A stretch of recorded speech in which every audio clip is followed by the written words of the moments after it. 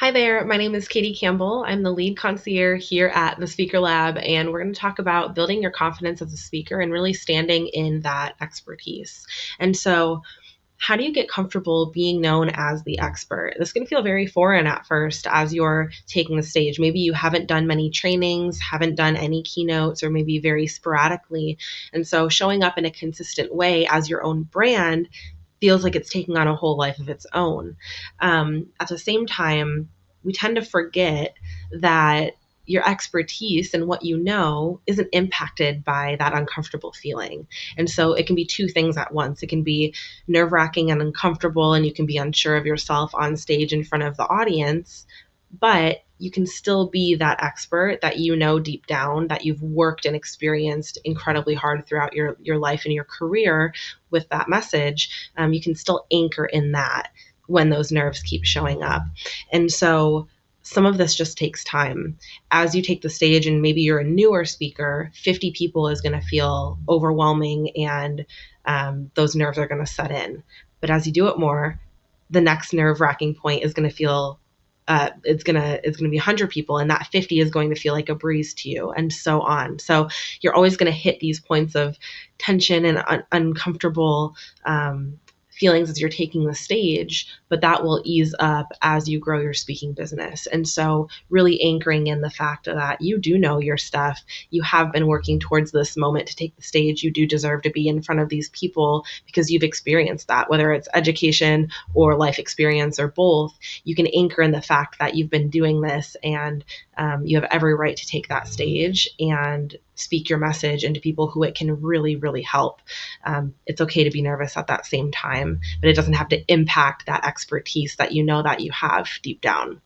And putting time and effort into developing that professional mentality of being that expert in the room is going to be critical in a few different ways. The first is for your audience. The more you can carry yourself as the expert and establish that confidence, the more they're going to trust your message and lean in, right? If you show up really unsure of yourself and, maybe not quite as prepared, and maybe forgetting or questioning some things, it's going to disconnect them from the experience a little bit. But if you can recall a time when you've heard someone speak, whether that be a trainer, a motivational speaker, maybe even a professor, going through school, I'm sure you can recall somebody who speaks so naturally and so confident that you just lean in and you kind of hang on every word. You can't help but take notes. You can't help but get excited about making change or putting something into practice after that experience. And so carrying yourself with that confidence and really continuing to develop this mentality of I am the expert in the room really helps your audience receive the message better and builds that trust so that they can ask you questions about it, pick your brain. And moving along into my other point, why this is important is because this is how you grow your business. This is how you get referrals.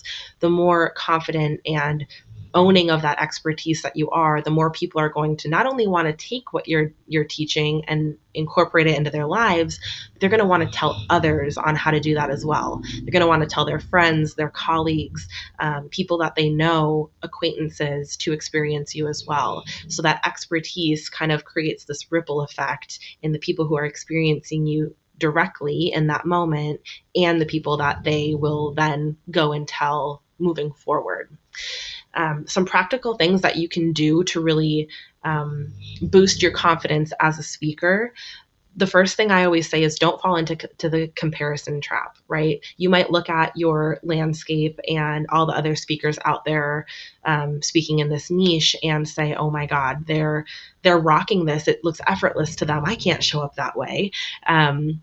Or, wow, they're speaking in front of 5,000 people. I just booked a gig for 100, right? So our minds naturally fall into this like defense mechanism, and we put up this protective comparison wall essentially. But all it does is really make us feel really awful about something that we've worked so hard towards. And so it's important to see who's in your playing field, right? It's important to see who's speaking in your niche and those that you're quote unquote up against.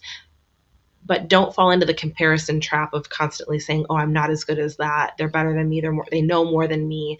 Everyone's walking in their own message, and your story, what you bring to the stage, is completely different than somebody else's, even in that same niche. An audience member is going to have a very different experience with you as they are with somebody else, because they're not you. They haven't walked your life. They haven't experienced what you have. They haven't learned what you have. And so, really owning and taking initiative to not compare in a negative way.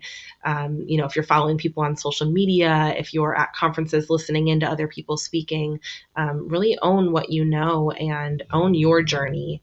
Focus on your journey specifically. That's going to help that confidence, that expertise a lot. Another thing I love to do is create a testimonial bank. So it could be family, friends, colleagues, audience members, whoever.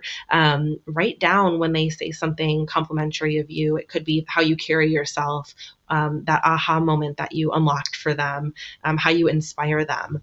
It could be big, long paragraphs that they wrote to you. It could be just a few words, but put it in a notebook, type it in a document, put it on your phone, and have those reminders present, because in the moments where you're questioning your expertise and your confidence is lacking, reading those and really remembering the impact that you can make and that you have made is going to be really important to kind of recenter yourself and re-anchor yourself back into your beliefs. The last thing I will say is just continue to learn, right? The market is going to evolve. New things are going to come out in your niche, new methods, new ways. And so you can continue to have that foot up. You can continue to have that expertise if you continue to invest in your learning within your field. And so don't just check the box. Hey, I developed a keynote. That's all I'm going to do. I made it. You always want to invest in your learning, reading at least one book a month, if not more, networking, talking to people in your field, not losing touch with, all the elements of the topic that you're speaking about. Continue to grow that, and your confidence and your expertise will continue to grow tenfold as you're out, boots on the ground, and making it happen in front of your audience. You've got this. Don't forget how far you've come and how much you already know. Your nerves, the number of people in the audience, the type of stage, the type of setting does not change the fact that you've worked hard for this, and that you know your topic